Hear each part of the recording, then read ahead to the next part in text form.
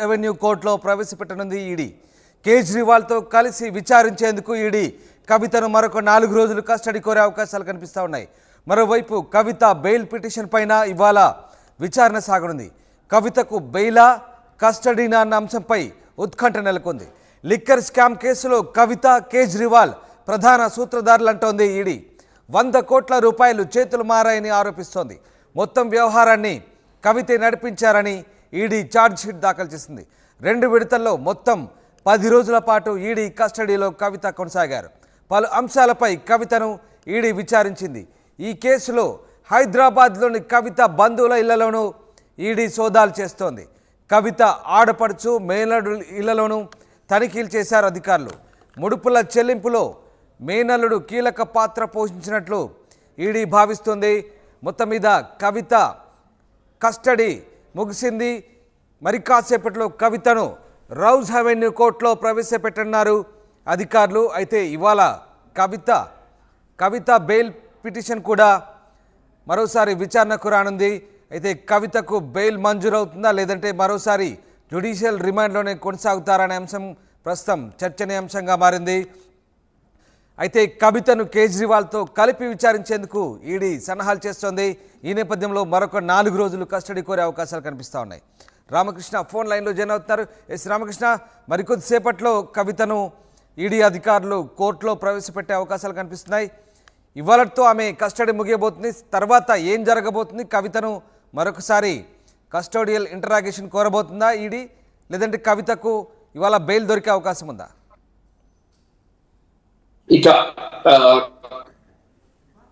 కవిత custody ఈ రోజు ముగియబోతుంది. ఈ నేపథ్యంలో ఎన్ఫోర్స్మెంట్ డైరెక్టరేట్ మరొక 5 రోజుల పాటు తమ కస్టడీకి ఇవ్వాలని చెప్పేసి రోజు అవెన్యూ కోర్టు జడ్జి కావేరి బవేజాను కోరబోతున్నారు. మరి ఈ రోజు మధ్యాహ్నం 12 గంటలకు ఎన్ఫోర్స్మెంట్ డైరెక్టరేట్ కార్యాలయం నుంచి కవితను నేరుగా రోజు అవెన్యూ కోర్టులో హాజరుపరుస్తున్నారు. ఇప్పటికే 2 సార్లు తమ కస్టడీలో తీసుకుని విచారించినటువంటి ఎన్ఫోర్స్మెంట్ డైరెక్టరేట్ మరికొన్ని రోజులు కస్టడీ కోరుతుంది. ఎందుకంటే మధ్యలో హాలిడేస్ వచ్చి రావటం, సాటర్డే సండేస్ రావటం, హోలీ రావటం, అలాగే దాంతో పాటు ఇక కొంతమంది నిందితులతో కలిసి విచారించాల్సిన అవసరం ఉంది.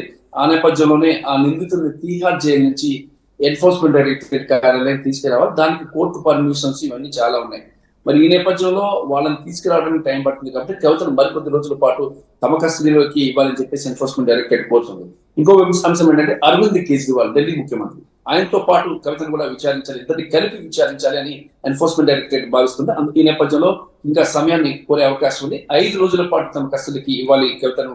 అలాగే కవితకి సంబంధించిన ఆస్తులే కానీ, కుటుంబాల వ్యాపారాలపై కానీ, ఇక ఇతర అంశాలపై కానీ తమకు పూర్తిగా వివరాలు అందలేదు. వాటన్నిటిని తెలుసుకోవాల్సిన అవసరం ఉంది.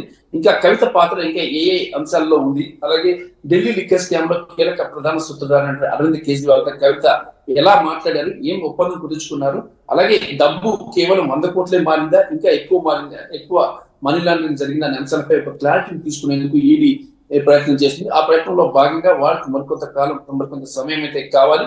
అందుకే ఎన్ఫోర్స్మెంట్ డైరెక్టరేట్ ఈ రోజు మరొక పిటిషన్ వేస్తున్నారు.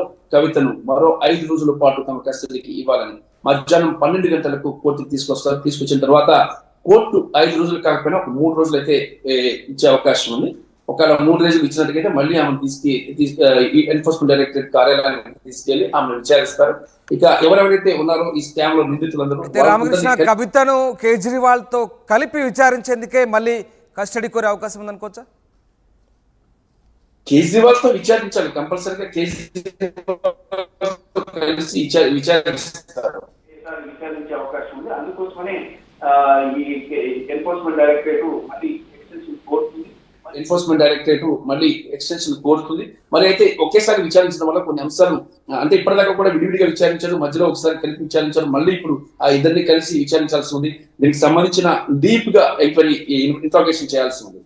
ఈ నేపథ్యంలోనే ఎక్కువ రోజులు కవిత తమ కస్టడీకి కావాలని చెప్పేసి కోరుతున్నారు. ఒకవేళ కవితకి 3 రోజుల పాటు కస్టడీ ఇస్తే కవిత విచారణ మళ్ళీ కొనసాగుతుంది. ఆ తర్వాత మళ్ళీ కోర్టుకి సబ్మిట్ చేయాల్సింది.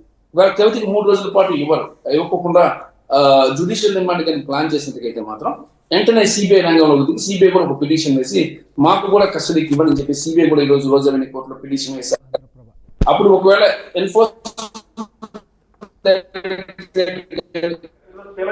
అవకాశం, ఆ తర్వాత సిబిఐ మరో 3 రోజులు పొడిగించవచ్చు ఎన్ఫోర్స్మెంట్ డైరెక్టరేట్ లాగా. అలా పొడిగిస్తే మొత్తం 10 రోజులు. 10 రోజుల తర్వాత ఆమె జ్యుడిషియల్ రిమాండ్కి వెళ్ళే అవకాశం ఉంది. జ్యుడిషియల్ రిమాండ్ లోకి వెళ్ళిన తర్వాత మాత్రమే ఆమె బెయిల్ అప్లై చేసుకుని బయటకు రావడానికి అవకాశం ఉంది. ఈ కేసులో నిందితులు రైట్. అయితే రామకృష్ణ, ఒకవేళ ఇవాళ కవిత బెయిల్ పిటిషన్ అంశంలో ఆమెకు అనుకూలంగా తీర్పు రాకుంటే కనుక కవితను జ్యుడిషియల్ రిమాండ్ లో భాగంగా తిహార్ జైలుకు తరలించబోతున్నారా? జ్యుడిషియల్ రిమాండ్ అంటే నేరుగా తిహార్ జైలుకి పంపిస్తారు. అంటే ఇవాళ కానీ ఒక ఎన్ఫోర్స్మెంట్ ఎక్స్టెన్షన్ గానీ ఇవ్వకపోతే కవితని ఇంకొక 3 రోజులు ఆమెను నేరుగా తిహార్ జైలుకి జ్యుడిషియల్ రిమాండ్ విధించే అవకాశం ఉంది.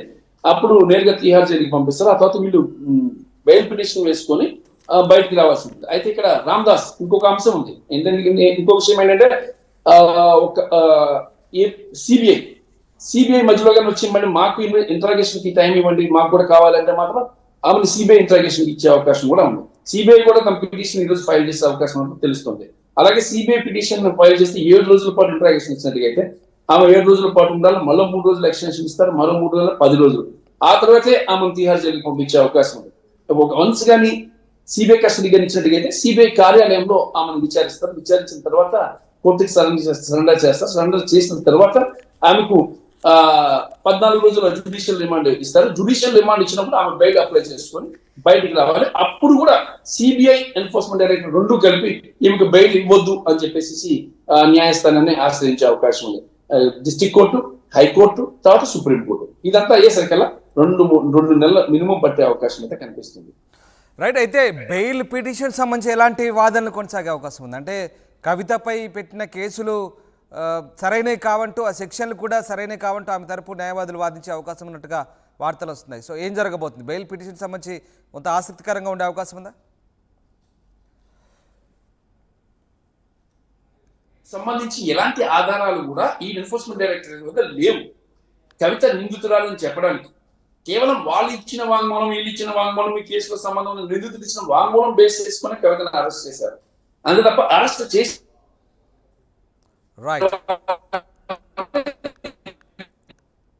చంద్రబాబు నాయుడు కేసు ఎలాగైతే ముందు చంద్రబాబు నాయుడు అరెస్ట్ చేసిన తర్వాత ఎవిడెన్స్ కోసం ఎదిగారో అదే తరహా ఎదుగుతున్నారు ఇక్కడ కూడా. ఇదే విషయం అరవింద్ కేజ్రీవాల్ విషయంలో కానీ కవిత విషయంలో అదే జరుగుతుంది.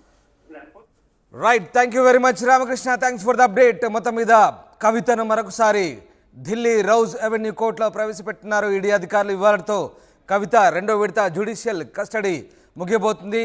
బహుశా కవితను కేజ్రీవాల్తో కలిపి విచారించేందుకు మరొక 4 రోజులు కస్టడీ కోరే అవకాశాలు కనిపిస్తూ ఉన్నాయి. ఇవాళ కవిత బెయిల్ పిటిషన్పై కూడా విచారణ జరగబోతుంది. అయితే కవితకు బెయిల్ వస్తుందా లేదా కస్టడీ అన్న అంశంపై ఉత్కంఠ అయితే నెలకొంది. లిక్కర్ స్కామ్ కేసులో కవిత, కేజ్రీవాల్ ప్రధాన సూత్రధారులంటూ ఈడీ ఆరోపిస్తోంది. 100 కోట్ల రూపాయలు చేతులు మారాయని ఆరోపణలు వస్తున్నాయి. మొత్తం వ్యవహారాన్ని కవితే నడిపించారంటూ ఈడీ ఛార్జ్ షీట్ దాఖలు చేసింది. 2 విడతల్లో మొత్తం 10 రోజుల పాటు ఈడీ కస్టడీలో కవిత విచారణ ఎదుర్కొన్నారు. పలు అంశాలపై కవితను విచారించారు. ఇక హైదరాబాద్లోని ఆమె బంధువుల ఇళ్లలోనూ, ఆమె భర్త బంధువుల ఇళ్లలోనూ కూడా తనిఖీలు చేశారు అధికారులు. ముడుపుల చెల్లింపులో మేనల్లుడు కీలక పాత్ర పోషించినట్లు కూడా ఈడీ భావిస్తుంది. మొత్తం మీద ఇవాళ మరొక మారు కవితను కోర్టులో హాజరుపరుచున్నారు. మరి కోర్టు ఈడీ కోరినట్టుగా కవితకు మరొకసారి కస్టడీ పొడిగిస్తుందా, లేదంటే మళ్ళీ జ్యుడిషియల్ రిమాండ్ పంపబోతుందని మాత్రం ఆసక్తికరంగా మారుతుంది. మరోవైపు సిబిఐ కూడా కాచుకొని కూర్చుంది కవిత అంశంలో. ఇటు కవిత బెయిల్ పిటిషన్ కూడా ఇవాళ విచారణకు వస్తున్న నేపథ్యంలో కవిత అంశం మరొకసారి ఇవాళ కీలకంగా చర్చనీయాంశంగా మారబోతోంది.